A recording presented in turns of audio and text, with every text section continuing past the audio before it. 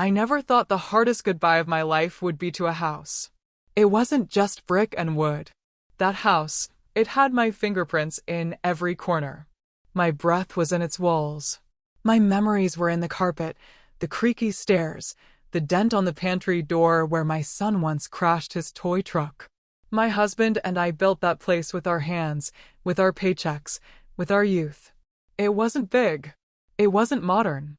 But it was ours. It was me.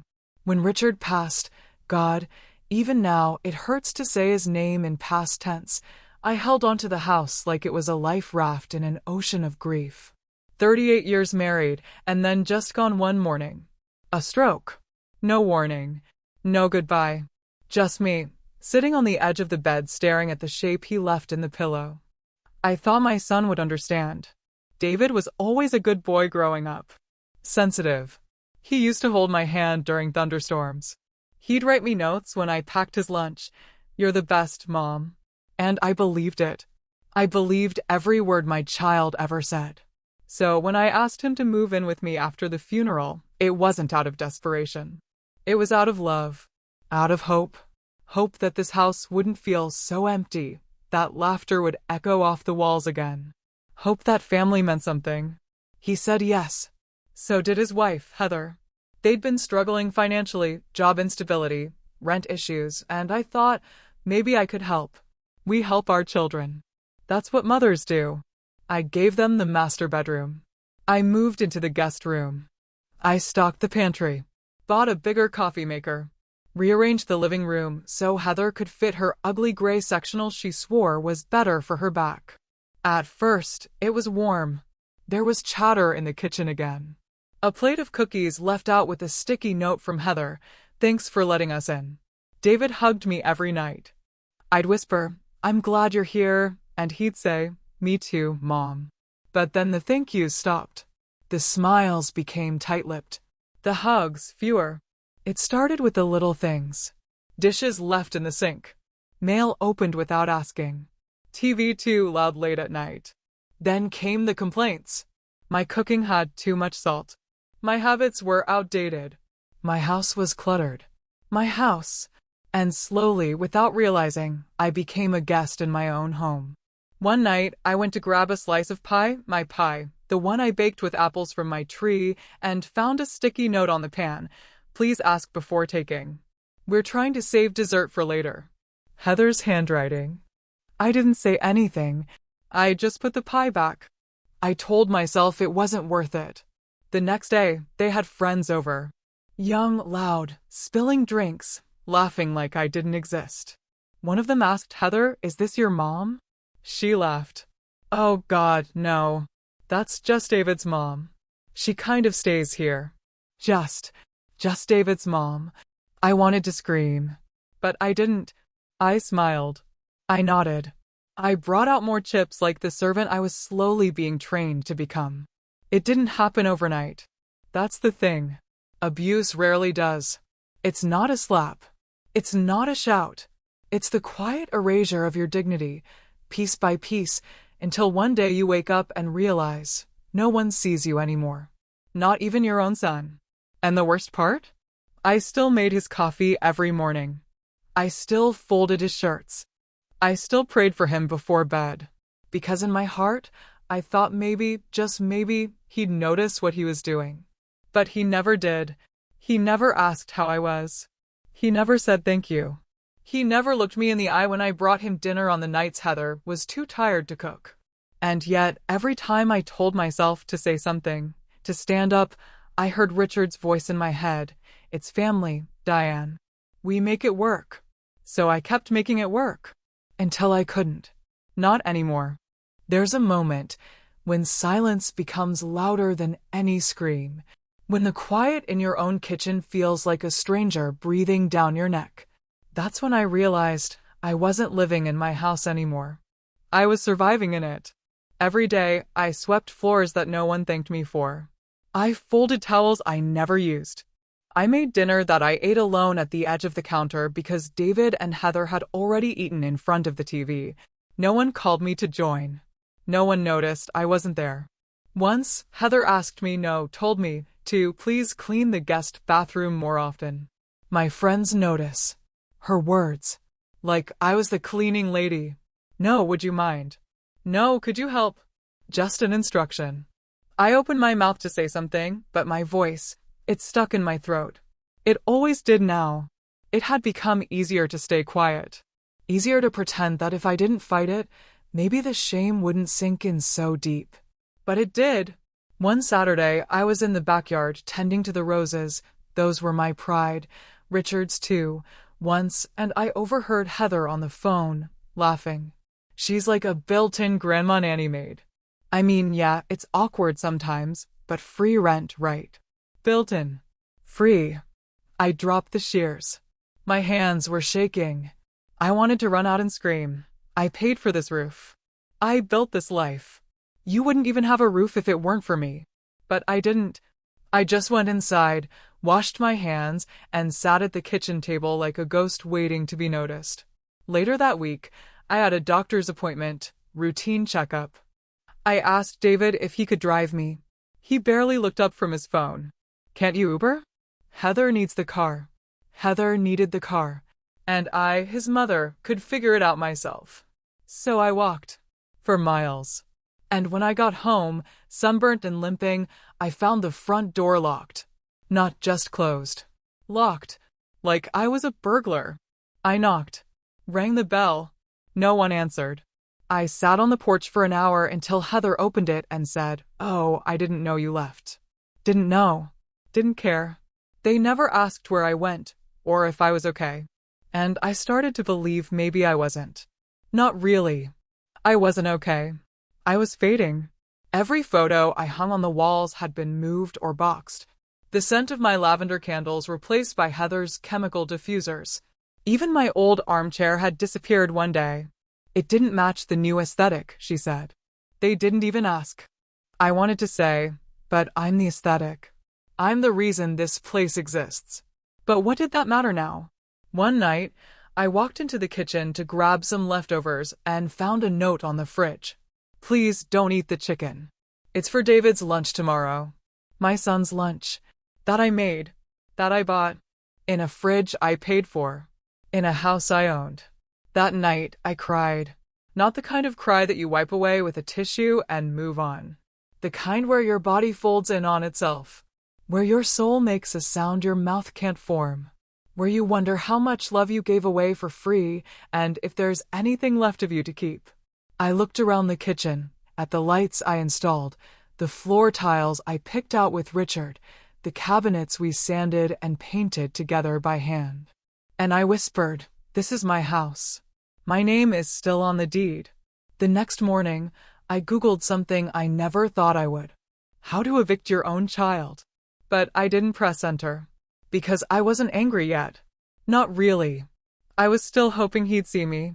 Still hoping that little boy with the notes in his lunchbox would wake up and remember the woman who kissed his scraped knees and stayed up through his fevered nights. But that boy was gone. And I was starting to realize maybe the man who took his place never loved me the same way. You don't realize how invisible you've become until people stop using your name. I became her. Not Mom. Not Diane. Just her. Can you ask her to do the laundry? Did she already clean the guest room? She left the cabinet open again. She. Like I was some relic left behind by time. A leftover woman in the background of someone else's life. There were days I'd walk into a room and conversations would pause not out of respect. Out of irritation. Out of calculation. They didn't want me to hear what was being said. Or maybe, worse, they just didn't want me there at all. And I started to feel like I didn't belong in a place I built with my own hands. David stopped talking to me unless it was to ask for something, usually money, errands, or babysitting his friends' kids when they visited. Heather, meanwhile, became bold in her contempt. She'd roll her eyes when I asked a question, scoff when I gave an opinion. One time, I commented on a TV show and she said, flatly, "You wouldn't understand. It's not your generation." My generation? I wanted to remind her that without my generation, she wouldn't be watching anything on that big screen TV I helped buy. But I bit my tongue so hard, I tasted blood. Once, when I was folding David's laundry, yes, still doing it, Heather passed by and said, "You don't have to do that, you know. We'd just redo it anyway." She didn't say it to be helpful. She said it to humiliate me. But the real breaking point wasn't any of that. It was the birthday. My own birthday. 60 years on this earth. 60 years of being a daughter, a wife, a mother. Of giving and giving and giving. And they forgot. No card. No cake. No happy birthday. Not even a lazy text. Just silence. And the sound of their laughter from the other room while I sat at the kitchen table alone, staring at the same clock I'd once used to time David's school lunches. I baked my own cake that night. A lemon pound cake, Richard's favorite. I ate it on the porch, in the cold. And I told myself it was okay. That it didn't matter. But it did. It mattered. Because you only get so many birthdays. And I had spent too many of mine serving other people's happiness, hoping they'd notice mine. I tried talking to David once. I waited until Heather wasn't home. I poured us both a cup of coffee, sat across from him, looked him in the eye and said, "David, I don't feel like you see me anymore." He didn't flinch. He didn't blink. He just sipped his coffee and said, "Mom, you're being dramatic. We're all just trying to get by. Stop taking things so personally." Personally. My own son told me not to take my erasure personally. He didn't see that I had become a shadow in the home I gave him. That my mornings were spent in silence. That my nights were filled with crying into a pillow I had to keep flipping over to hide the stains. That even the cat, once mine, now followed Heather more than me. Invisible. That's what I was. And it terrified me, not just because I felt forgotten, but because I was beginning to forget myself. I couldn't remember the last time someone hugged me. I couldn't remember the last time someone said, "Thank you."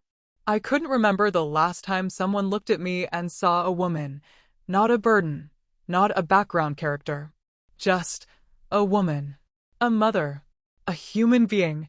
So I did something I hadn't done in years. I went to church. Not because I was seeking faith, but because I wanted to sit in a room where people had to look at me, where I wasn't the maid or the leftover or the one in the way. And yet, as the choir sang and the sermon echoed through the pews, I still felt alone. Even God, I thought, had gone quiet. That's when I knew this wasn't just neglect. This was a kind of slow erasure. And if I didn't do something soon, there would be nothing left of me to erase. The night I decided to leave wasn't loud. There were no screaming matches, no slammed doors, no dramatic confrontation. Just silence, heavy and rotting. The kind that makes your ears ring. Dinner had been takeout. Heather didn't ask if I wanted any. David didn't offer. They ate in the living room, laughing at something on TV. I stood in the kitchen with a can of soup and a stale piece of bread, watching the microwave count down like it was my last hour. And maybe, in a way, it was. I sat at the table, alone, as usual. The dishwasher humming like a lullaby I never asked for. I ate slow, quiet, like I didn't want to disturb the air they breathed. Then I heard it. Heather's voice. Sharp. Cold. Unapologetic. "I'm tired of walking on eggshells around your mother. I get that she's family, but she's ruining the flow of this house.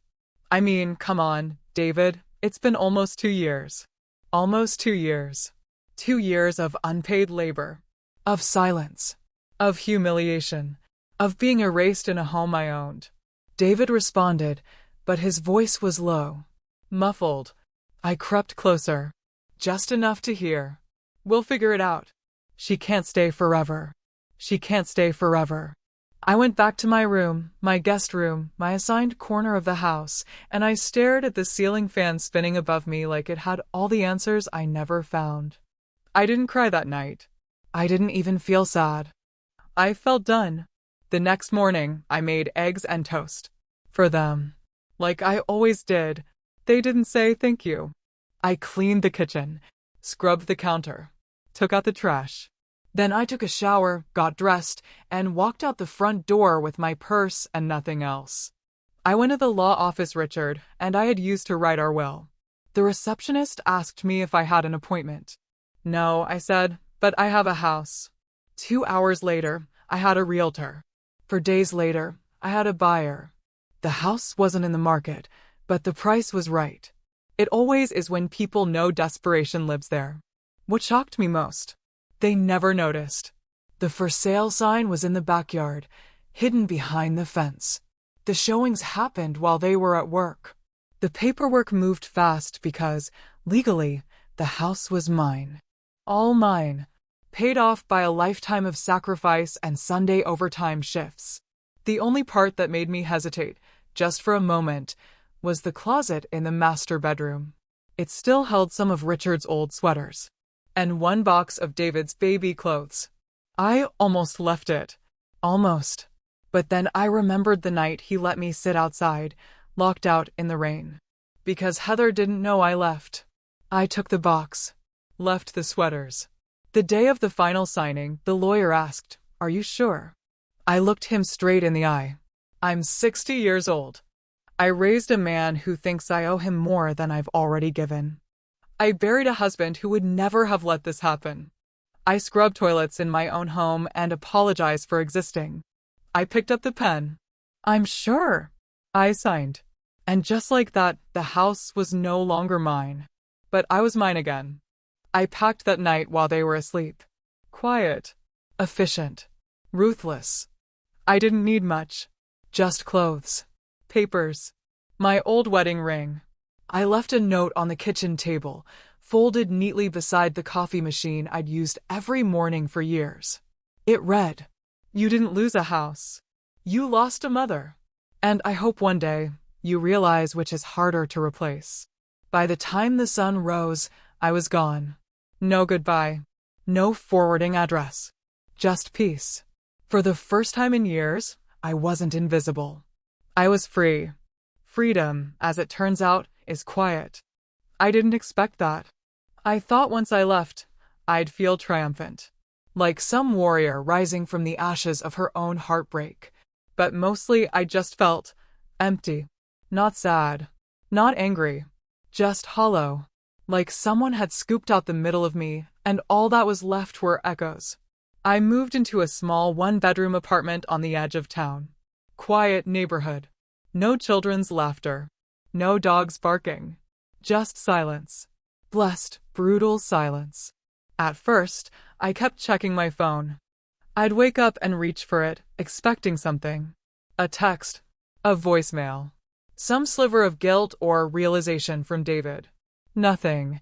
Days passed. Then weeks. My phone stayed quiet, except for appointment reminders and robocalls. It's funny. You spend your whole life picking someone up when they fall, and when you finally fall apart yourself, they don't even notice. I filled my days with small things. Grocery shopping. Walking around the park. I found a senior book club at the local library. I never spoke much, but I liked hearing the sound of people using words kindly. Sometimes, when I passed a mother and son, I'd watch them from afar, the way she'd fix his jacket, or pat his back gently, or just smile when he looked at her. And it would break me.